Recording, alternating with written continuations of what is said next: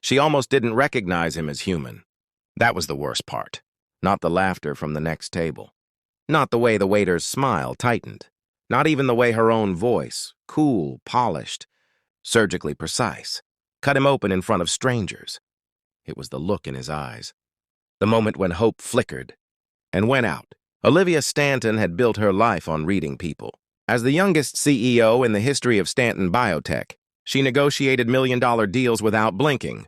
She could smell desperation across a conference table. She could dissect weaknesses in seconds. But sitting across from Daniel Reyes in a Manhattan steakhouse on a rainy Friday night, she saw only what she expected to see, a mistake. He didn't look like the men she usually dated. No tailored suit. No Rolex. No rehearsed confidence.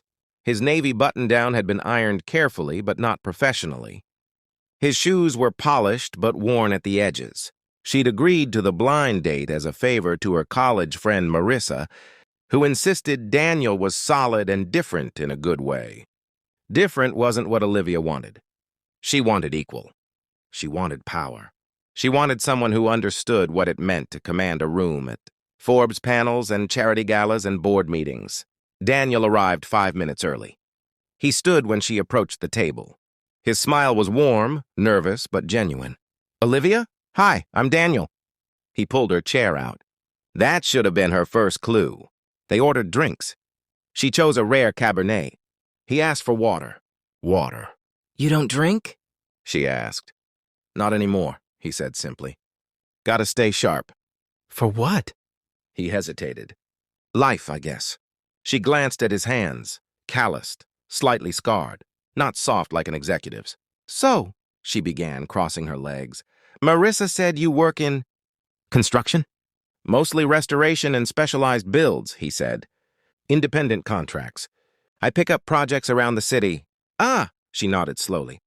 "So freelance." "You could say that." "And you have a daughter?" His face changed instantly, lit from within. "Yeah, Sophia. She's 8. She thinks I'm cooler than I am." Olivia forced a polite smile. Single father, freelancer, no visible ambition beyond surviving. This was not what she'd imagined when she rescheduled a shareholders' strategy session for tonight. "I'm curious," she said lightly, swirling her wine. "What made you think you and I would have anything in common?" He blinked, surprised by the edge in her tone. "I didn't assume we did. I just thought maybe we could find out." A couple at the neighboring table shifted uncomfortably. Olivia leaned back.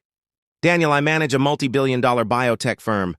My days are 20-hour cycles of negotiations, research oversight, and global travel. I don't really have time for experiments."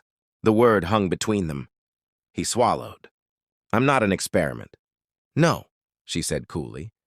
"You're a mismatch." The waiter appeared with their appetizers, clearly sensing tension. Daniel murmured a thank you. Olivia didn't notice. "You seem nice," she continued, "but I'm not looking to sponsor someone's midlife reinvention story." Silence. It landed heavy and ugly. Daniel's jaw tightened. Not in anger, but restraint. "I never asked you to," he said quietly. Her phone buzzed. A board member. She ignored it. "Look," she added, lowering her voice, "I don't date beneath my lifestyle. It complicates things." There it was. Beneath. The couple beside them stopped pretending not to listen. Daniel exhaled slowly. "You don't know anything about my lifestyle?" Olivia gave a small, dismissive smile. "I know enough." He stood. For a moment, she thought he might argue. Instead, he reached into his wallet and placed cash on the table. "For the water," he said gently. "And your time." Then he walked away. The restaurant door swung shut behind him.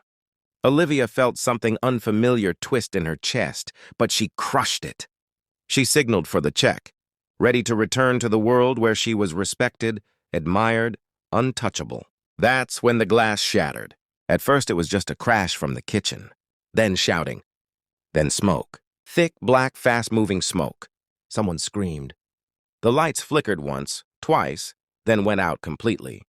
The emergency lights failed. Darkness swallowed the room. Panic erupted instantly. Chairs scraped. People shoved. A woman near the bar fell, crying out. The smell of burning oil and electrical wiring filled the air. Olivia froze. She hated chaos, hated unpredictability, hated losing control. The fire alarm didn't trigger, and the smoke was getting heavier by the second.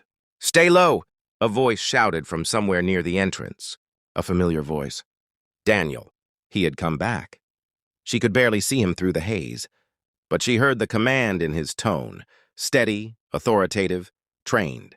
"This way! There's a secondary exit through the service corridor." People hesitated.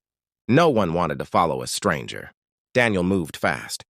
He grabbed a linen tablecloth, soaked it in spilled water from a nearby station, and covered his mouth. "Ma'am," he said to the fallen woman, lifting her carefully. "Arm around me." "We're moving." Olivia coughed, eyes burning. The smoke was thicker now. Someone knocked into her. She stumbled, heels sliding uselessly against marble flooring. She heard a sharp crack overhead. Part of the ceiling collapsed near the bar. Screams multiplied. Daniel reappeared at her side as if summoned. "Take your shoes off," he ordered. "What?" "Now." Something in his voice left no room for debate. She kicked them off. He grabbed her wrist and pulled her down. "Stay low. Breathe through your sleeve." "I can't see." "I've got you." His grip was firm but not rough. He navigated the maze of overturned chairs like he'd memorized the room. When a flaming beam blocked the direct path, he pivoted instantly. "How do you know?" She coughed. "Volunteer firefighter," he said between breaths. 10 years. The word hit her harder than the smoke. Firefighter. The service corridor door was jammed. People were pounding against it from inside. Daniel assessed it once.